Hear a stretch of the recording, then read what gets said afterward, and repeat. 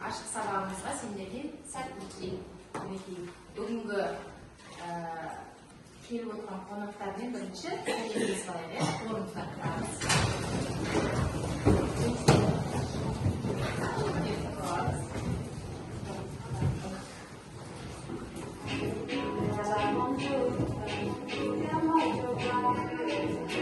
Олай болатын болса, балалар сәлемдесіп алып, енді бізге үйге қандай тапсырма берілді? Кім айтады?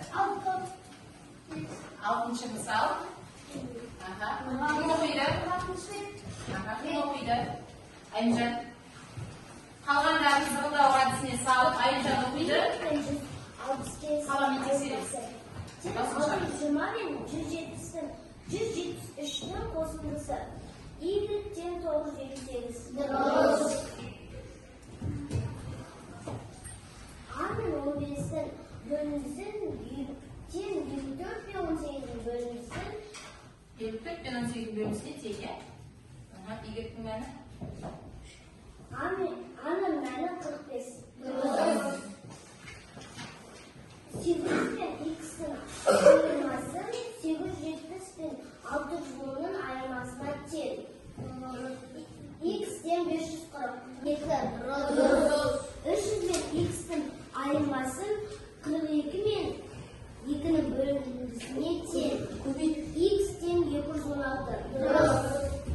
Господар,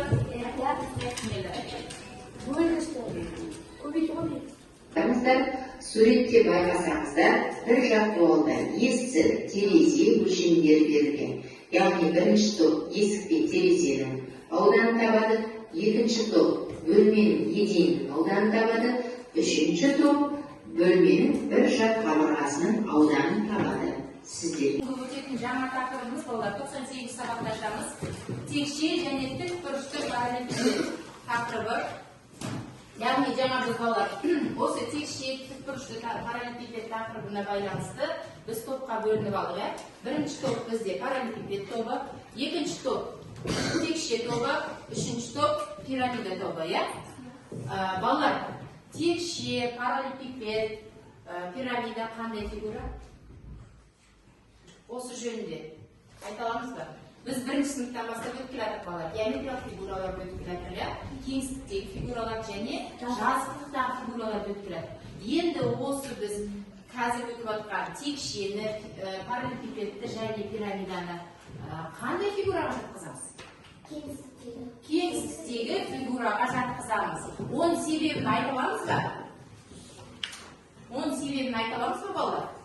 Себебі, балалар, мен бір ауызша түсіндіріп кетейін, одан кейін видео көрсетеміз. Себебі, балалар, кеңістіктегі фигураны біз қолымызбен ұстай алады екенбіз. Кеңістіктегі фигураны біз қолымызбен және төбеден, астынан, жанынан көре алады екенбіз. Оң жақ бөлігін, сол жақ бөлігін көре алады екенбіз. Ал геометриялық, яғни жазықтықтағы фигураларды біз олай көре алмаймыз.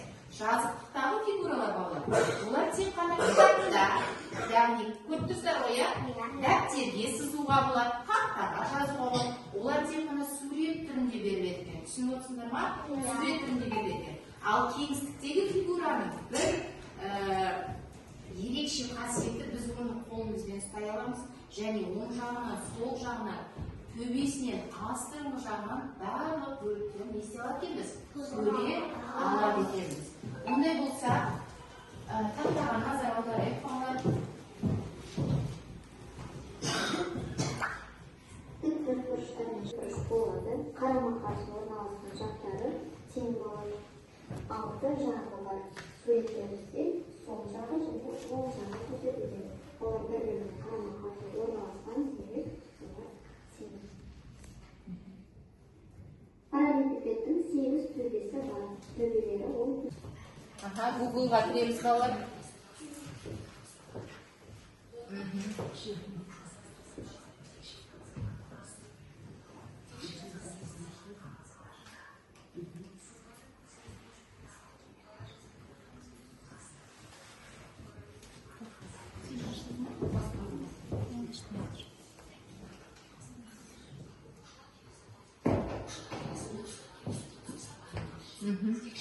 Аружан, бірге көріңдер.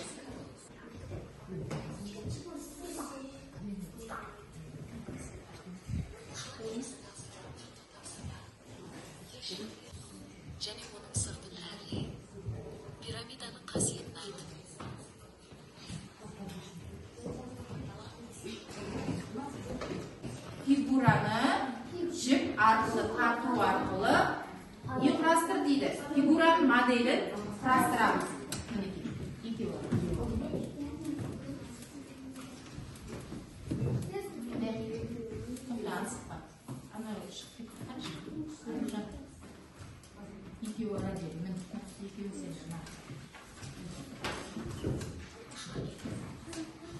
Келесі топ.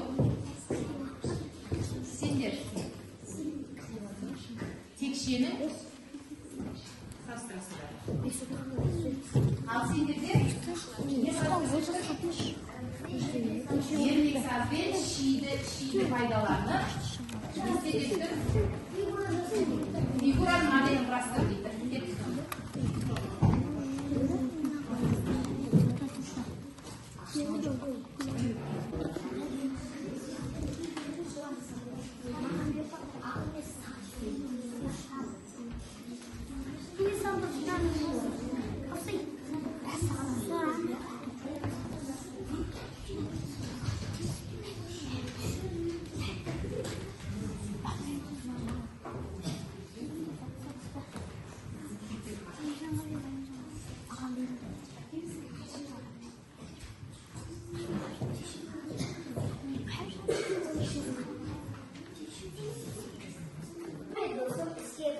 Kılavuz 6 santimetre boğazın tükşenin modelini жасайық.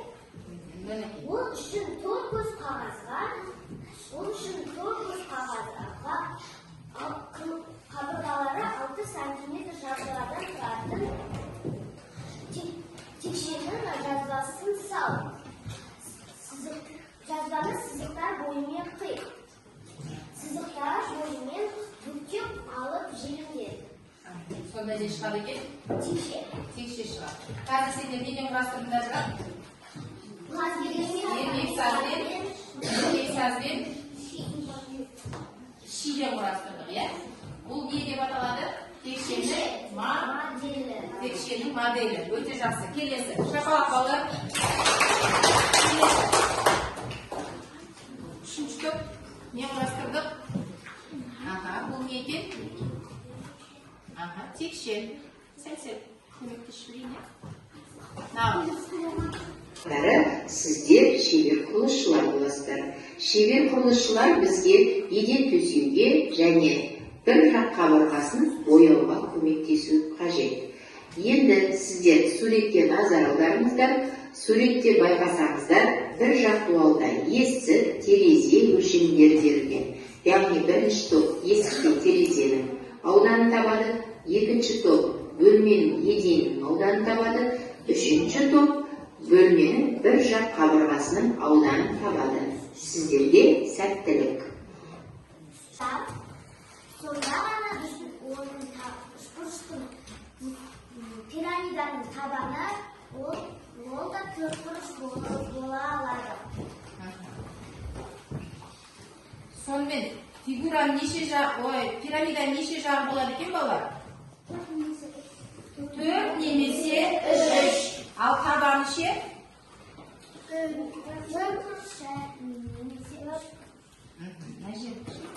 Қасиетін айттыңдар ма? Бір балл фигураны әрлеп тізер. Үшінші топ әрлеу керек едіңдер ол сендер топта. Үшінші топ. Кәнкет жылдан әрлеп жібереміз.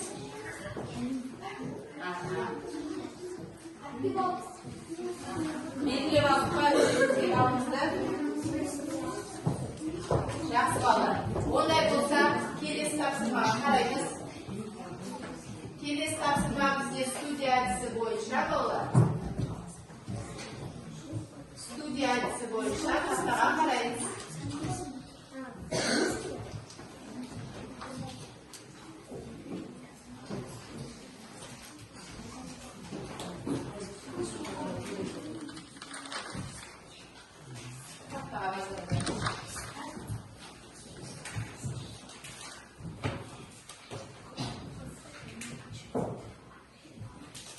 Bölmenin еденіне бірінші топ не төсейді деді? Кілем емес? Еден төсейді. Екінші топ бөлменің бір жақ қабырғасына бояу жағу керек. Бірақ ол үшін бізге не керек?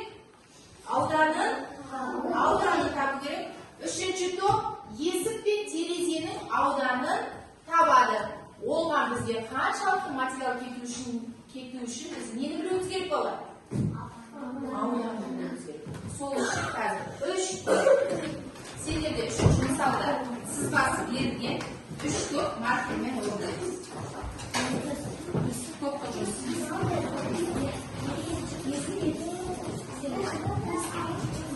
Сендер еспеден үшін көрген.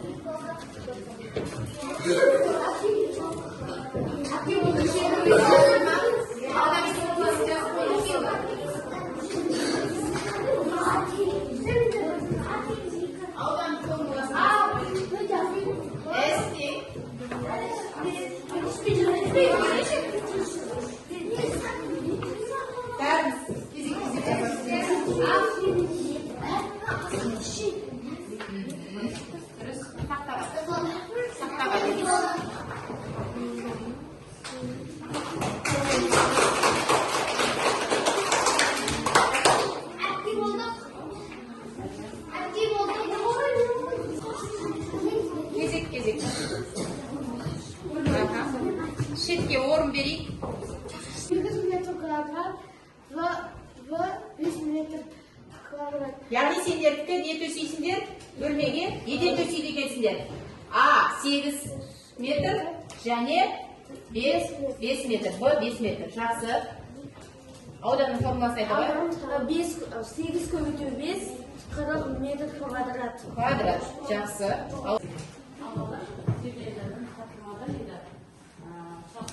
Алдымыздағы фигураларды бірімізге лақтырып, осы сұрақтарға жауап беруге болады.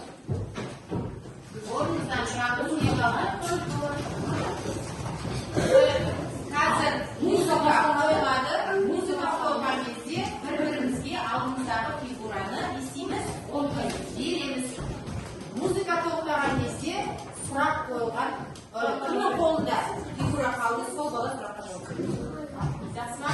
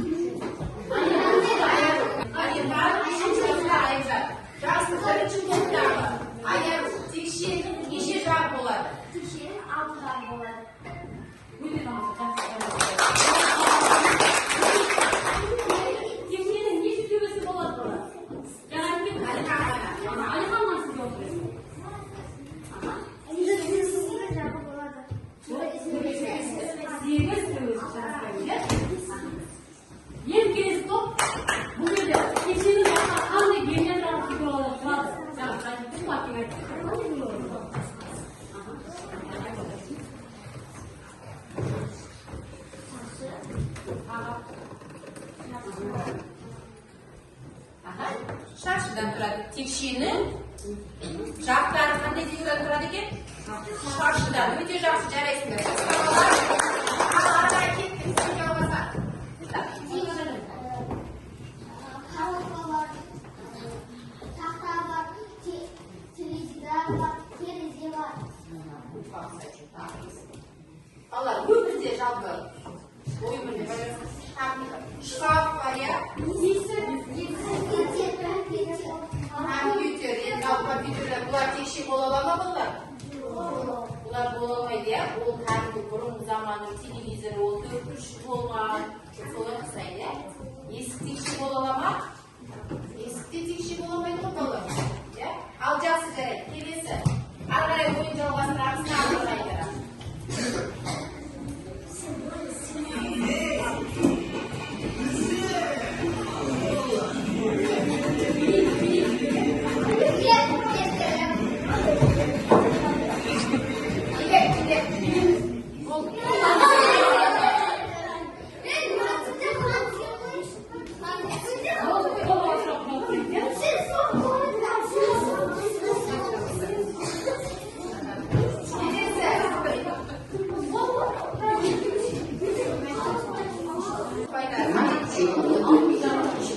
Цифрлы бөлме тапсырмасының шарттары сіздер шебер құрылысшыларсыздар. Шебер құрылысшылар бізге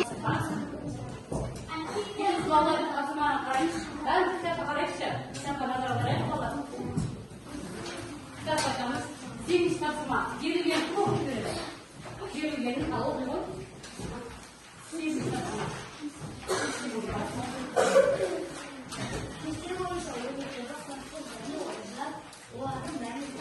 Олардың нәзі қарамыз. Балалар, бұл жерде өз түріміз жасаймыз. Бесте тапсырма алып келдім. Мына цифрлы санаттың ішінде тапсырмалар бар екен балалар. Ол тапсырманы алып, өзіміз орындаймыз. Тез тапсырманы ішінде. Осыған орындаймыз. Бұл жерде балалар көбейту амалы, қосу, азайлау амалы деген не сіздерге?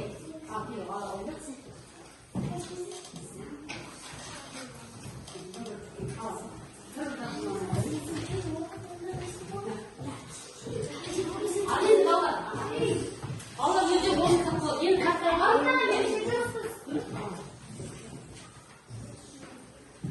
бүгінгі жазып қоя балалар. Жазып келді. Өзімді жұмысқа әркім өз орындайды. Енді 3 топтан 3 оқушы шығайықшы тақтаға. Жай қолын көптеп балалар. Келоғынаға. Одан кейін сегізде оқсын. Кітап тапсырамыз кейін бар. Ақыр өндірміз. Қолын алып.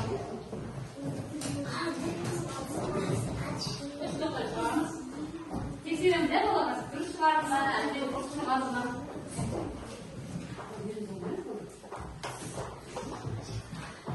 Бірінші қайда орын болады?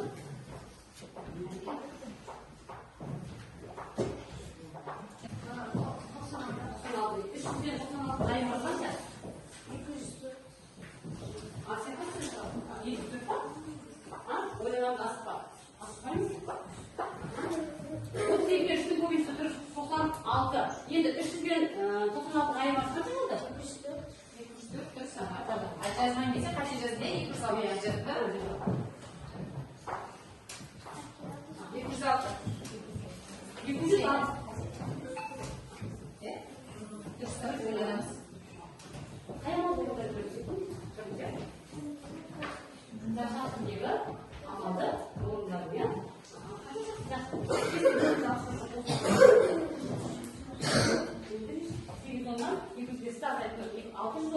Дұрыс балалар, сіздер өзіңіз тексереміз қой. Дұрыс шығармаз ба балалар?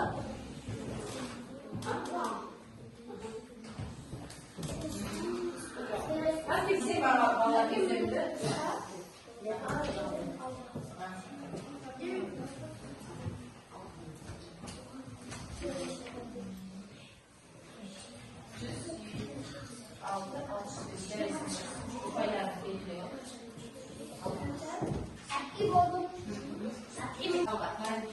Қандай қасиеті бар екен, бүгін қандай сабақта қандай жаңа мәлімет алдық, қандай жаңа нәрсе таныстық, пирамида текшені, параллелепипедті және сендер пирамиданы қасиеттерін алып шығаршы.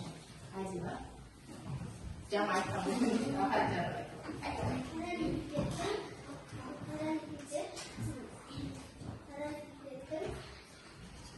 қанша жағы? Параллелепипедтің 16 жағы болады, 12 қыры болады. Келесіне бере ғой, Ернарға бере қойшы, Ернар сөйлеген жоқ. Ернар параллелепипедтің қандай қасиетін білдің бе? Мысалы,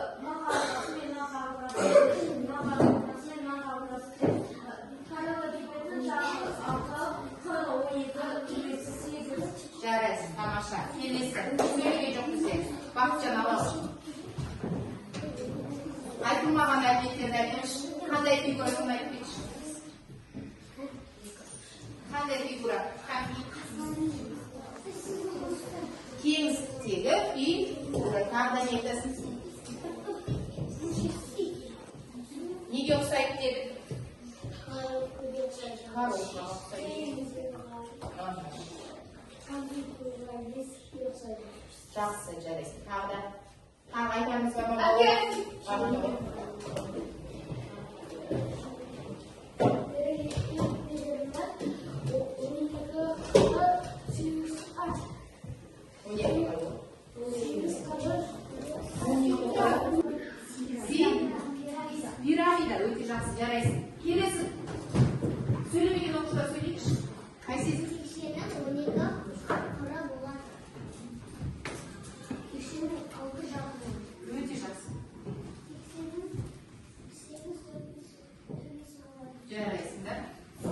ұйымдасқан топ болып тұр, бәрібір бір сөзден айтты. Кәмпи Саят, сен не айтасың? Сен не қосасың? Текше қандай фигура? Қандай фигура? Кеңістіктегі фигура. Саят фигура неге ұқсайды? Алты қабырғасы болады. Алты жағы болады. Қандай фигура ұқсайды? Неге ұқсайды?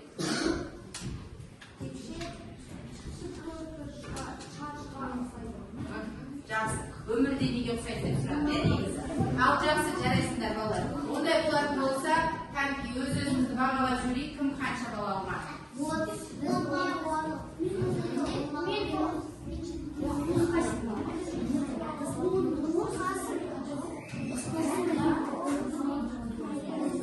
Балалар, енді мына жерде қазір ашық тақта балымен мен маған берсеңдер тапсырмаларды көріп отырмын. Әркім өзі баратын, өзінің атындағы балаларының базатын салды қазір. Нұрханды басса, Айсесін басып көрейік. Айсесін 8 бал алды.